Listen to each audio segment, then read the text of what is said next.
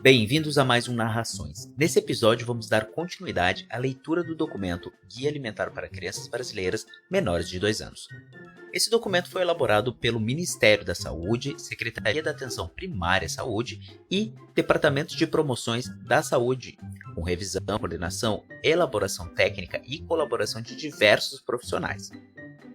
Ressaltamos que apenas fazemos a leitura do documento e não alteramos nenhuma parte. O mesmo pode ser encontrado na íntegra no nosso site. Conhecendo os direitos relacionados à alimentação infantil. Além de fazerem bem à saúde da criança e à sociedade, amamentar a criança e alimentá-la de maneira adequada e saudável são direitos.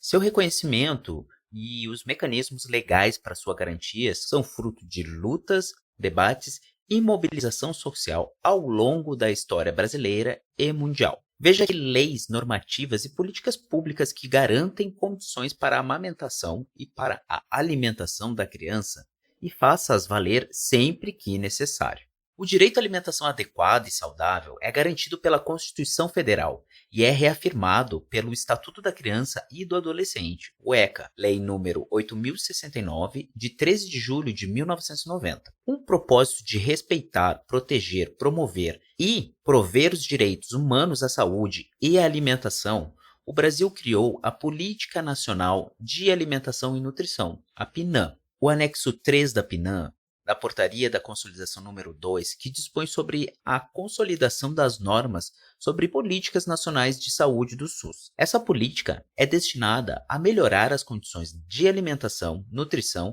e saúde da população brasileira por meio da promoção de práticas alimentares adequadas e saudáveis e também de cuidados relativos à alimentação e nutrição voltados à promoção e proteção da saúde, prevenção, diagnóstico e tratamento de agravos. Outra política que reforça a nutrição adequada das crianças é a Política Nacional de Atenção Integral à Saúde da Criança, a PNASC, do anexo 10 da Portaria de Consolidação número 2, que dispõe sobre as consolidações das normas sobre as políticas nacionais de saúde do SUS. Essa política amplia o olhar sobre a saúde da criança, pois trata dos cuidados desde a gestação até os 9 anos de idade, incluindo a promoção, a proteção e o apoio ao aleitamento materno e alimentação complementar saudável. Sabendo da importância dos primeiros anos de vida no desenvolvimento humano, foi instituído o Marco Legal da Primeira Infância, Lei nº 13.257, de 8 de 3 de 2016, que define saúde, alimentação e nutrição como prioridades para as ações de proteção social voltadas a essa fase. O documento traz orientações para mães, pais, familiares, demais cuidadores e profissionais da área sobre políticas públicas, programas, serviços e iniciativas voltadas ao desenvolvimento integral da criança nos 6 primeiros anos de vida, abordando questões como maternidade e paternidade responsáveis, aleitamento materno, alimentação adequada e saudável, crescimento e desenvolvimento infantil integral, prevenção de acidentes e educação sem o uso de castigo físico. Existem ainda outras legislações que se destinam a proteger a alimentação da criança, como será apresentado a seguir. É prioridade do SUS apoiar o aleitamento materno e a alimentação adequada e saudável. Licença maternidade. A licença maternidade é prevista pela Constituição. Ela garante 120 dias de afastamento da mulher sem prejudicar seu emprego e seu salário, e vale tanto para a trabalhadora rural como para a urbana, incluindo a empregada doméstica, que deve ter sua carteira assinada. Mulheres que são contratadas em empresas, sejam elas públicas ou privadas, com carteira assinada, recebem o seu salário integralmente pelas empresas contratantes durante o período da licença maternidade. As empregadas domésticas, trabalhadoras rurais e indígenas precisam solicitar à Previdência Social o salário maternidade. A legislação proíbe a demissão da mulher sem justa causa, desde a confirmação da gravidez até 5 meses após o parto. Para ter direito ao benefício de salário maternidade, a trabalhadora rural, assegurada especial, deverá ter no mínimo 16 anos completos e comprovar o período mínimo de 10 meses de atividade rural, ainda que de forma descontinuada. O valor do benefício para a trabalhadora rural será de um salário mínimo durante 120 dias, mais um valor proporcional referente ao 13º salário. A empregada doméstica receberá um valor correspondente à sua última remuneração, observado o teto máximo da Previdência. As indígenas também possuem o direito à licença maternidade, nas mesmas condições que as trabalhadoras rurais, exceto quanto à restrição da idade de 16 anos, podendo a mãe indígena, inserida no trabalho comunitário com a idade menor que 16 anos, ter seu benefício previdenciário de salário maternidade concedido pela Previdência Social. Nos casos de adoção, independentemente da idade da criança, a legislação brasileira, na Lei nº 12.873, de 24 de 10 de 2013, também ampara a mãe ou o pai com a licença maternidade de 120 dias pelo INSS. Outra regra dessa lei é a possibilidade do pai adquirir a licença maternidade da mãe se ela falecer, inclusive com afastamento do trabalho, o que permite acompanhar o desenvolvimento da criança. De acordo com a Consolidação das Leis do Trabalho, a CLT, é possível aumentar a licença maternidade além dos 120 dias previstos. O artigo 392 da CLT, em seu parágrafo 2º, prevê, abre aspas, em casos excepcionais, os períodos antes e depois do parto poderão ser aumentados em mais 2 semanas cada um mediante atestado médico. Fecha aspas. Para que a ampliação da licença seja concedida, a médica ou o médico da criança ou da mãe deve avaliar se há justificativa para fornecer o atestado. Em caso positivo, os 14 dias devem se iniciar logo em seguida aos 120 dias da licença maternidade. E as férias, caso a mulher deseje, devem começar após esse período estendido.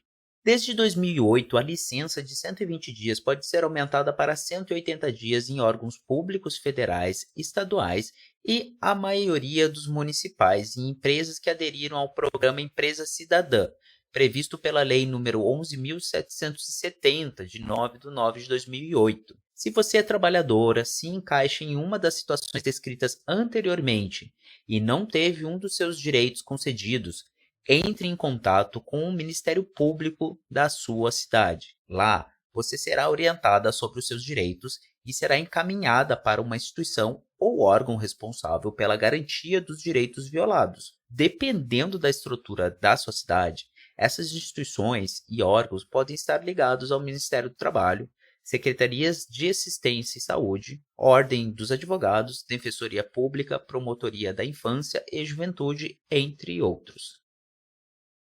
Mães estudantes. As estudantes também são protegidas por lei quando há licença maternidade.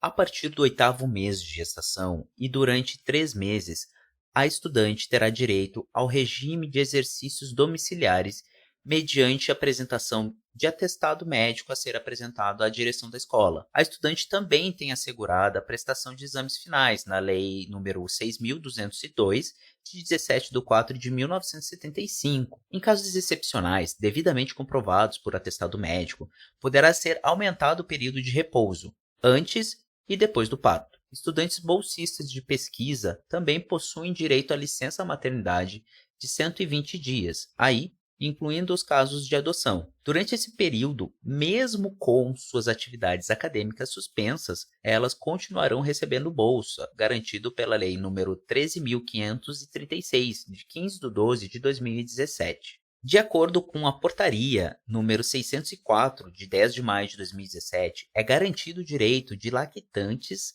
e lactentes à amamentação nas áreas livres de acesso ao público ou de uso coletivo nas instituições do Sistema Federal de Ensino.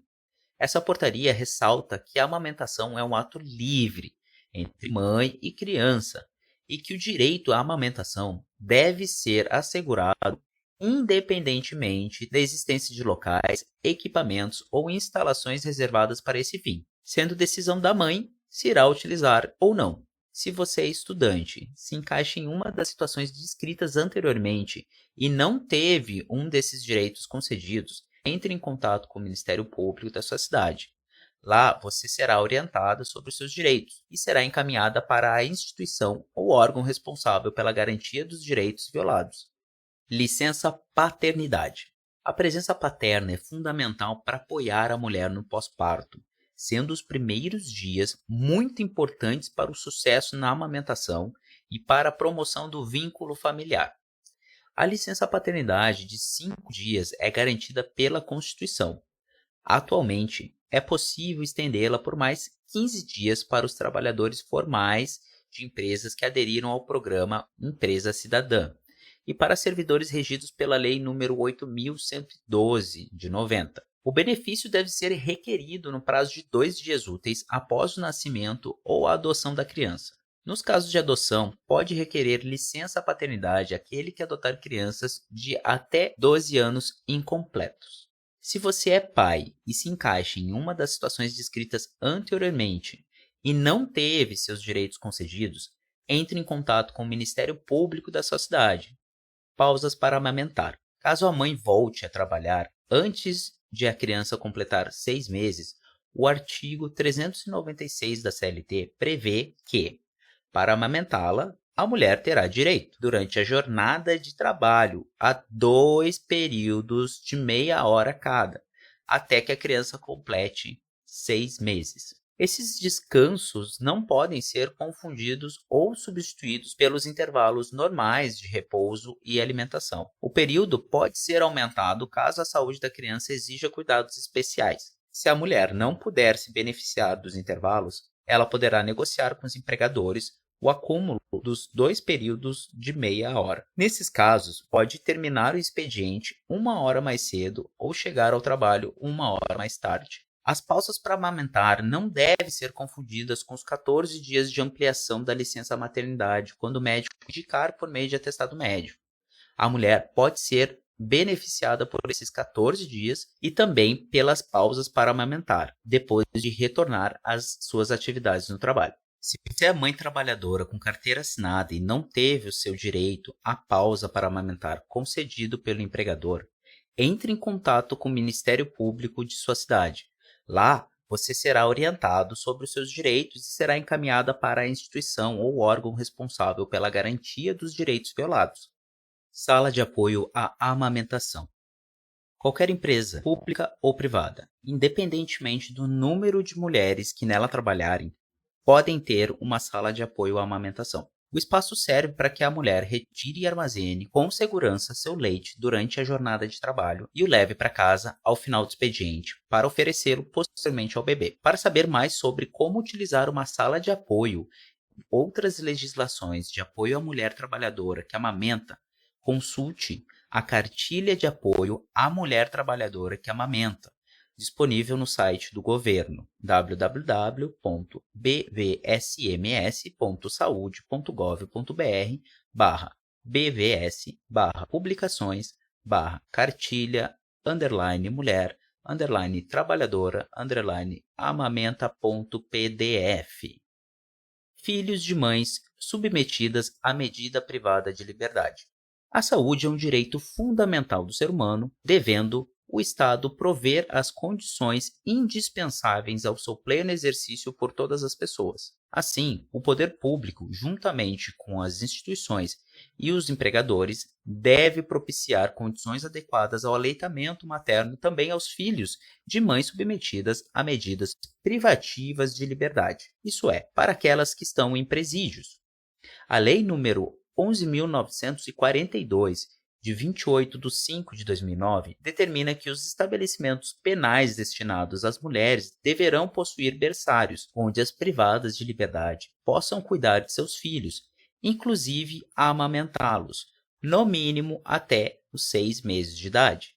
Além disso, esclarece que a penitenciária de mulheres deverá ser dotada de seção para gestantes e parturientes, e de creche para abrigar crianças maiores de 6 meses e menores de 7 anos de idade, com a finalidade de assistir a criança desamparada cuja responsável estiver privada de liberdade. Quando, em regime de custódia ou prisão preventiva, a mulher for gestante ou tiver filho menor de 12 anos, o artigo 318 do Código de Processo Penal estabelece que o juiz pode converter a pena de prisão domiciliar, habeas corpus número coletivo 14.3641 de 2018, de 20 de 2 de 2018, o artigo 117 da Lei de Execução Penal também prevê o mesmo direito para as mulheres apenadas do regime semiaberto. Porém, não há a mesma possibilidade nas condições à prisão que o regime fechado. Para mais informações sobre essas questões, procure a Defensoria Pública de sua cidade. Em complementação a essas legislações, a Resolução número 9 do Conselho Nacional de Direitos Humanos do Ministério dos Direitos Humanos, publicada em dezembro de 2017, dispõe sobre o direito humano à alimentação adequada de mulheres e adolescentes em privação da liberdade, em especial gestantes, lactentes e com filhos e filhas, visando ao fornecimento de alimentação adequada e saudável para essas pessoas, com convergência com as recomendações do Guia Alimentar para a População Brasileira. Para mais informações sobre esse tema, procure a Defensoria Pública de sua cidade ou a Promotoria de Justiça responsável pelas execuções criminais. Direito à creche. Segundo a CLT, todo estabelecimento que empregue mais de 30 mulheres com mais de 16 anos deve ter um local apropriado para que seus filhos permaneçam durante o período de amamentação, sob vigilância e assistência. Essa exigência pode ser suprida por meio de creches mantidas diretamente ou mediante convênio com outras entidades públicas ou privadas, como SESI, SESC, LBA, ou entidades sindicais. Caso a empresa não possa atender essa exigência, deverá pagar o auxílio creche. Se a empresa em que você trabalha se encaixa no perfil descrito anteriormente e não oferece a creche ou o auxílio creche, entre em contato com o Ministério Público da sua cidade. Alimentação na escola. A legislação brasileira também prevê a alimentação adequada e saudável das crianças no ambiente escolar por meio do Programa Nacional de Alimentação Escolar, o PNAE, nos termos da Lei nº 11.947, 16 de 6 de 2009. O PNAE oferece alimentação escolar e ações de educação alimentar e nutricional a estudantes de todas as etapas da educação básica pública. Os cardápios de alimentos escolares devem ser elaborados por nutricionistas e devem conter alimentos variados, seguros, que respeitem a cultura, tradições e hábitos alimentares saudáveis de alunas e alunos, atendendo às necessidades nutricionais conforme faixa etária e estado de saúde. Os alimentos devem preferencialmente ser produzidos em âmbito local, pela agricultura familiar e pelos produtores familiares rurais. Além disso, o PNAE restringe a aquisição e oferta de alimentos ultraprocessados. Se a escola pública do seu filho não cumpre a lei do Programa Nacional de Alimentação Escolar, entre em contato com o Ministério Público ou o promotor de justiça da sua cidade. Lá você será orientado sobre os seus direitos e será encaminhado para uma instituição ou órgão responsável pela garantia dos direitos violados. Mulheres infectadas pelo HIV. Mulheres infectadas pelo HIV não devem amamentar seus filhos para evitar a transmissão do vírus pelo leite materno. Considerando isso, o governo federal brasileiro garante a essas mulheres o recebimento de fórmula infantil até que a criança complete 6 meses de idade, conforme a Portaria de Consolidação do SUS número 6 de 28 de 9 de 2017. Se você está na situação descrita, busque informações na Secretaria de Saúde de sua cidade. Caso você tenha vírus HIV e não tenha conseguido receber fórmula infantil para o seu filho menor de 6 meses de idade, entre em contato com o Ministério Público de sua cidade. Propaganda e comercialização de alimentos para crianças. As mensagens das propagandas de alimentos podem influenciar as escolhas dos alimentos pelas crianças e pela família. O Código Brasileiro de Defesa do Consumidor proíbe propaganda abusiva que se aproveite da imaturidade de escolha da criança para a promoção de seus produtos, seja através do comercial audiovisual, embalagem, internet ou promoções que sejam voltadas diretamente para a criança. Considera também como abusiva qualquer comunicação no interior de creches e escolas de educação infantil e fundamental. Para proteger bebês, crianças de até 6 anos de idade e suas famílias, foi aprovada a legislação das normas brasileiras de comercialização de alimentos para lactentes, crianças em primeira infância, bicos, chupetas e mamadeiras, conhecida como NBCAL, Lei número 11.265, de 3 de janeiro de 2006, regulamentada pelo Decreto número 9.579, de 22 de novembro de 2018, com o intuito de regulamentar a promoção comercial, a rotulagem e demais práticas de comercialização de alimentos e produtos como leites, papinhas, bicos, chupetas e mamadeiras. A NBCAL busca reduzir a interferência da publicidade de produtos na prática de aleitamento materno. Essa legislação proíbe exposições especiais de produtos em estabelecimentos comerciais, farmácias, supermercados, mercearias, assim como alertas de redução de preço, brindes e vendas vinculadas, entre outras práticas de indução de vendas, de fórmulas infantis, mamadeiras, bicos, chupetas e protetores de mamilo. Além disso, deve haver frases que alertem mães e pais, profissionais de saúde e demais cuidadores sobre os riscos da comercialização e uso desses produtos. É expressamente proibido fazer propaganda desses produtos em meios de comunicação de massa, como televisão, rádio, revista, páginas eletrônicas na internet e outdoors, entre outros. Quanto à rotulagem dos produtos, a NBCAL proíbe embalagens com fotos de crianças, desenhos ou figuras humanizadas que lembrem bebês, expressões que identifiquem o produto como mais adequado à alimentação infantil, como, por exemplo, entre aspas, baby, kids, ideal para o bebê, fecha aspas. Frases com o intuito de sugerir forte semelhança do produto com o leite materno, entre aspas, leite humanizado, leite maternizado, fecha aspas, ou coloquem em dúvida a capacidade das mães de amamentar seus filhos, como, por exemplo, abre aspas, se seu leite não for suficiente, fecha aspas. O rótulo dos produtos deve trazer, de forma bem visível, a ideia a partir da qual eles poderão ser consumidos. A sociedade tem um papel muito importante em denunciar quando perceber que essa lei está sendo desrespeitada. É muito comum ver farmácias, supermercados e lojas de departamentos descumprindo a legislação. Observe, nesses locais, os rótulos dos produtos, a presença de elementos de universo infantil e a existência de venda de alimentos com brinquedos. Em casos de violação da legislação acima, denuncie aos órgãos de defesa do consumidor, vigilâncias sanitárias locais e ao Ministério Público, promotor de justiça e afins de sua cidade. Os órgãos que recebem denúncias, queixas e sugestões ou outras manifestações sempre respeitam a privacidade do cidadão e o sigilo da informação.